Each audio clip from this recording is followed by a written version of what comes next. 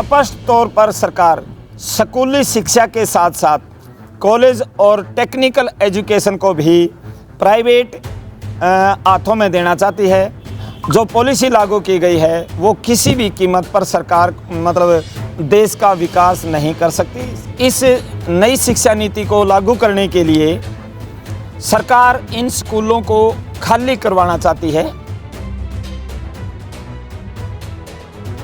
हरियाणा विद्यालय अध्यापक संघ 29 दिसंबर को जींद में शिक्षा बचाओ स्कूल बचाओ अभियान के तहत एक विशाल रैली करने जा रहा है, जिसमें रैली अध्यापकों की तरफ से होगी, लेकिन उसमें किसान, मजदूर, अभिभावक, प्रदेश के पढ़े लिखे नौजवान जो एचटेट, सीटेट पास किए हुए हैं और रोज़गार के इंतज़ार में बैठे हुए हैं कि हम एचटेट पास करने के बाद वो टीचर लगेंगे, लेकिन सरकार द्वारा जिस तरीके से कौशल रोज़गार निगम के माध्यम से उनके शोषण का एक नया रास्ता निकाला है, वो सभी लोग मिलकर 29 दिसंबर को जींद में एक विशाल रैली करेंगे।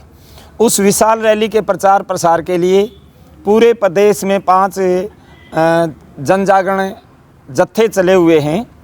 आज जो कालका से जत्था चला है उसका दूसरा दिन है। नारायणगढ़ में हम पहुंचे हैं। दिन में हम स्कूलों में अध्यापकों को मोबिलाइज़ करते हैं और स्कूल टाइम के बाद आम जनता के बीच जाके हम अपनी बात रखते हैं कि किस प्रकार हरियाणा सरकार जन शिक्षा को बर्बाद करने पर तुली हुई है। इसके अनेकों उदाहरण हैं कि जिस प्रकार केंद्र सरकार ने नई शिक्षा नीति 2020 को जारी किया है। केंद्र सरकार कहती है इसको 2030 तक लागू करेंगे, हरियाणा सरकार कहती है इसको 2025 तक लागू करेंगे। इस नई शिक्षा नीति का लबोलबाब ये है कि नई शिक्षा नीति टोटली एजुकेशन को प्राइवेटाइजेशन की तरफ ले जाती है। ये ऑनलाइन एजुकेशन का बढ़ावा देती है। हमारा कहना ये है कि ना तो शिक्षा का प्राइवेटाइजेशन जन शिक्षा का विकल्प हो सकता और ना ही ऑनलाइन एजुकेशन टीचर का विकल्प हो सकती, इसलिए हम इसका विरोध कर रहे हैं।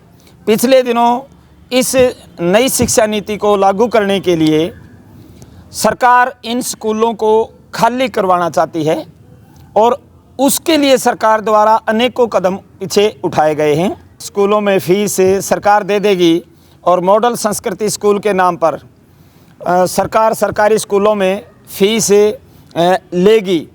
अब नारायणगढ़ के अंदर जो मॉडल संस्कृति स्कूल के नाम से सीनियर सेकेंडरी स्कूल है, इसका हालात अगर आप देखेंगे तो इसमें एलिमेंट्री विंग में कोई टीचर नहीं है, ऊपर पीजीटी की बहुत बड़ी संख्या में टीचर नहीं हैं। सिर्फ मॉडल संस्कृति स्कूल लिख देने से और फीस लगा देने से संस्कृति स्कूल नहीं बन जाते। पूरे प्रदेश के अंदर आज ट्रांसफ़र ड्राइव पिछले दिनों टीजीटी पीजीटी का चला, उसके बाद 2,500 से 3,000 स्कूल ऐसे हैं जिनमें 1 से लेकर 3 तक टीचर हैं। स्पष्ट है कि आने वाले समय में उन स्कूलों में कोई भी बच्चा एडमिशन नहीं ले पाएगा और जब सरकार चिराग योजना का प्रचार करेगी कि इन स्कूलों से निकल के अगर बच्चे प्राइवेट स्कूलों में जाते हैं तो सरकार फीस देगी। स्पष्ट तौर पर सरकार स्कूली शिक्षा के साथ साथ कॉलेज और टेक्निकल एजुकेशन को भी प्राइवेट हाथों में देना चाहती है। इसका उदाहरण है कि आज 40-45 दिनों से MBBS करने वाले जो स्टूडेंट्स हैं प्रदेश के, वो आज सड़कों पर हैं क्योंकि उनके ऊपर 40-40 लाख रुपए का बॉन्ड नामक फ़ीस थोप दी गई है।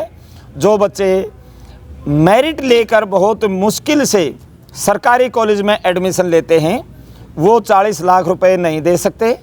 और दूसरी तरफ सरकार कहती है कि हम इसलिए बॉन्ड की पॉलिसी लागू कर रहे हैं कि सरकारी कॉलेजों से बच्चे पास आउट होके सरकार की नौकरियां नहीं करते, प्राइवेट सेक्टर में चले जाते हैं या विदेश में चले जाते हैं। जबकि बच्चों का कहना यह है कि आप नौकरी दें तो हम नौकरी करने के लिए तैयार हैं, लेकिन नौकरियां दे कहाँ रही है सरकार। इससे स्पष्ट होता है कि सरकार सिर्फ स्कूली एजुकेशन को नहीं, टेक्निकल एजुकेशन और कॉलेज यूनिवर्सिटी की एजुकेशन को भी प्राइवेट सेक्टर की तरफ ले जाना चाहती है, जो आने वाले समय में प्रदेश और देश में निरक्षरता को बढ़ावा देगी।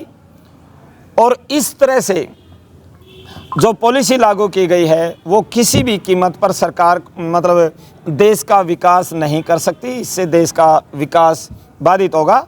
इसीलिए हम इस पॉलिसी का विरोध कर रहे हैं।